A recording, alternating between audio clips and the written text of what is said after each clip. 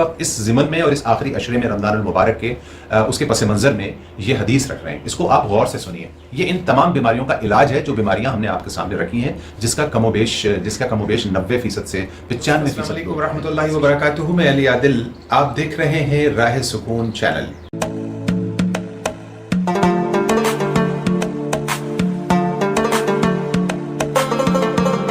دوست روح کی غذا پروگرام میں آپ کا خیر مقدم ہے۔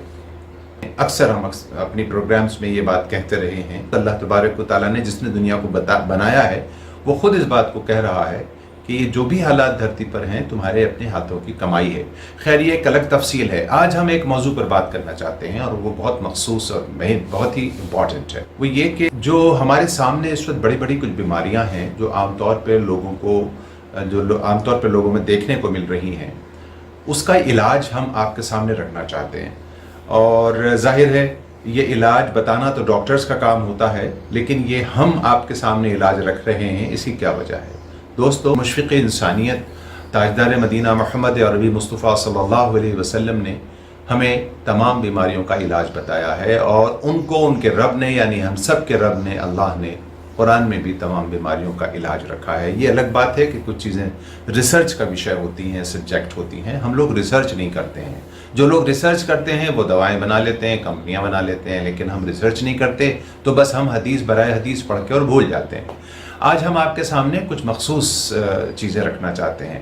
سب سے پہلے ہم آپ کو یہ بتانا چاہتے ہیں کہ آج کل جو عام بیماریاں ہیں ان میں کیا کیا ہیں۔ ایک تو ایڈکشن، جو یعنی بری عادتوں کا ہو جانا، جیسے شراب کا عادی، تمباکو نوشی کا عادی، چرس، گانجا، افیم وغیرہ کے لوگ عادی ہو جاتے ہیں اور دیگر بری عادتوں کے عادی ہو جاتے ہیں۔ یہ ایک بڑی بیماری ہے، اس کا کیا علاج ہے وہ ہم آپ کے سامنے رکھیں گے۔ اس کے علاوہ دوستو ایک اینگر ایشو ہوتا ہے، یعنی بات بات پر غصہ آنا، یہ بھی ایک بڑی بیماری آج کل لوگوں کے ساتھ جڑی ہوئی ہے۔ تیسرا اینزائٹی ہوتا ہے، یعنی دل کی گھبراہٹ، بے چینی جیسی کیفیت ہمیشہ بنی رہتی ہے۔ ایک ہوتا ہے بائی پولر ڈس آرڈر۔ تو بائی پولر ڈس آرڈر جو ہے وہ ایک کمپلیکس ہے، یعنی مانسک بیماری ہے، جس میں روگی کا من جو ہے وہ لگاتار کئی مہینوں تک، جسے کہتے ہیں، یا ہفتوں تک یا تو بہت اداس رہتا ہے یا بہت زیادہ اتساہت ہو جاتا ہے، جوشیلا ہو جاتا ہے۔ تو یہ جو اس کا ایک سائیکلک ڈس آرڈر کہلاتا ہے، جس میں جو پیڑت ہے یعنی جو بیمار ہے وہ ویکتی کی جو دشا ہے یعنی منودشا ہے وہ الگ موڈ میں چلی جاتی ہے اور بدلتی رہتی ہے۔ کبھی بہت جوشیلا باتیں اور حرکتیں کرتا ہے، کبھی بہت اداسین ہو جاتا ہے۔ تو یہ بائی پولر ڈس آرڈر میں آتا ہے۔ اس کے علاوہ ایک بیماری ہوتی ہے ڈپریشن، جو عام طور پر لوگ آپ کو کہتے اور سنتے ملتے ہیں، اس میں نراشا، نا امیدی کا خوف ہوتا ہے۔ یہ ایک بڑی بیماری ہے، اللہ ہم سب کی اس سے حفاظت فرمائے۔ تو ایک بیماری ہوتی ہے ایٹنگ ڈس آرڈر، یعنی بھوک کا نظام کا خراب ہو جانا، گڑبڑ ہو جانا، آگے پیچھے ہو جانا۔ یہ بھی کئی ہماری بیماریوں کو جنم دیتی ہے۔ اس کے علاوہ ہے پینک اٹیک۔ آج کل ہم دیکھ رہے ہیں، یہ مارکیٹس میں بہت دیکھنے کو مل رہا ہے، سماج میں دیکھنے کو مل رہا ہے، جو ہے وہ لوگوں میں بڑا پینک ہے۔ یہ بے وجہ کا ایک ڈر اور خوف ہے، کہیں ایسا نہ ہو جائے، کہیں ویسا نہ ہو جائے، اس ہی خوف کے اندر جو ہے وہ پینک اٹیکس رہتے ہیں۔ دوستو ایک بیماری ہوتی ہے پرسنالٹی ڈس آرڈر۔ اس پرسنالٹی ڈس آرڈر میں کے جو لکشن ہوتے ہیں وہ یہ ہوتے ہیں کہ مریض اس میں بے حد سنویدنشیل یا تو ہو جاتا ہے، حساس جس کو ہم کہتے ہیں، بہت حساس رہنے لگتا ہے۔ کل ملا کر یہ جو بیمار ہے، اس کے موڈ اور اس کی جو چھوی ہے وہ اس کے ویوہار میں تیزی سے بدلاؤ آنے لگتا ہے، یوں کہہ سکتے ہیں آپ۔ تو یہ بیماری جو ہم نے آپ کو بتایا یہ پرسنالٹی ڈس آرڈر میں آتی ہے۔ اس کے علاوہ دوستو ایک بیماری ہوتی ہے فوبیا۔ فوبیا بھی ایک قسم کا خطرہ ہے، ہر وقت کسی نہ کسی خوف میں جینا، اس کو فوبیا کہتے ہیں۔ یہ نہ ہو جائے، وہ نہ ہو جائے، ایسا نہ ہو جائے، ویسا نہ ہو جائے۔ اس کے بعد کیا ہوتا ہے، اس کے برین کے اندر جو ہے وہ کچھ نیگیٹو سیلز ڈیولپ ہونے لگتے ہیں اور وہ بیماری میں تبدیل ہو جاتے ہیں، اور وہ جو سوچ رہا ہوتا ہے تقریباً وہ ہونے لگتا ہے۔ اس لیے کہا ہے کہ ہمیشہ اچھی امیدیں رکھی جائیں اپنے رب سے، اور اللہ کی ذات سے نا امید بھی نہیں ہونا چاہیے، ہمیشہ پر امید رہنا چاہیے۔ تو ان تمام بیماریاں جو ہم نے آپ کے ساتھ شیئر کی ہیں، اس میں ایک بیماری ہے، یہ پرابلمس جو ہیں ود ڈفرینٹ اسٹریسز، مختلف قسم کے جو اسٹریس اور ذہنی دباؤ اور تناؤ ہیں، اور اس کی ایک پریشانی جو ہے وہ انسان کو رہتی ہے. یہ جو بیماریاں ہیں ہم نے آپ سے ذکر کی ہیں، بڑی بڑی عام طور پہ بیماریاں بنی ہوئی ہیں، اور اس کی وجہ سے انسان جو ہے وہ بہت ساری مہلک بیماریوں میں چلا جاتا ہے اور امراض میں چلا جاتا ہے. تو اللہ کے رسول صلی اللہ علیہ وسلم اس پر کیا کہتے ہیں؟ تو ہم آپ کے سامنے اس وقت اس ضمن میں اور اس آخری عشرے میں رمضان المبارک کے اس کے پس منظر میں یہ حدیث رکھ رہے ہیں. اس کو آپ غور سے سنیے. یہ ان تمام بیماریوں کا علاج ہے جو بیماریاں ہم نے آپ کے سامنے رکھی ہیں، جس کا کم و بیش 90% سے 95% لوگ جو ہیں اس کے شکار ہیں.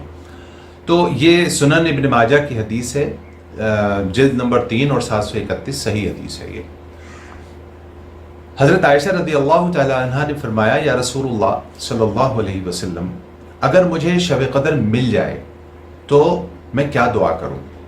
تو آپ صلی اللہ علیہ وسلم نے فرمایا، تم کہو اللہم انک عفو تحب العفو فاعف عنی.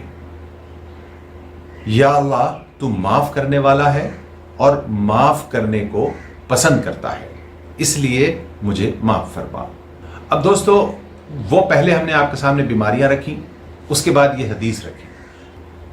تو ہم آپ کو بتا دیں کہ اس میں معافی کرنے، معافی چاہنے، معاف کرنے کی بات آ رہی ہے. یا اللہ تو معاف کرنے والا ہے اور معاف کرنے کو پسند کرتا ہے، اس لیے ہمیں معاف فرما. ہم اللہ سے معافی کی امید کرتے ہیں لیکن ہم معاف نہیں کرتے ہیں. تو یہاں آپ کو ہم ایک چیز بہت امپورٹنٹ آگے بتانے جا رہے ہیں، غور سے سنیے گا اس کو. اور وہ یہ ہے کہ دوستو، ہماری زندگی میں فارگیونیس تھیراپی آنی چاہیے، یعنی معاف کرنے کی تھیراپی، معاف کرنے کی فکر، معاف کرنے کی عادت. یہ اگر ہم بنا لیں گے تو آپ یقین مانیے دوستو، اس کو میڈیکل ٹرمینالوجی میں آپ کو معلوم ہے کیا کہتے ہیں؟ فارگیونیس تھیراپی کو اس کو کہتے ہیں کوگنیٹو بیہیویئر تھیراپی. اس کا دوسرا نام دیا گیا ہے ریشنل ایموٹیو بیہیویئر تھیراپی. اس کا تیسرا نام جو ہے وہ میڈیکل ٹرمینالوجی میں دیا گیا ہے اور میڈیکل سائنس میں کوگنیٹو ڈرل تھیراپی. اب اس کو ہم فارگیونیس تھیراپی کے نام سے اس وقت سمجھنے کی کوشش کر رہے ہیں، اور وہ یہ کہ اگر ہم معاف کرنے کی اور معافی مانگنے کی عادت بنا لیں گے تو آپ یقین مانیے دوستو، یہ جتنی بھی اقسام ہیں بیماریوں کی جو ہم نے آپ سے اوپر ذکر کی ہیں، ایک بھی بیماری ہے وہ ہماری زندگی میں انشاءاللہ الکریم نہیں آ سکتی.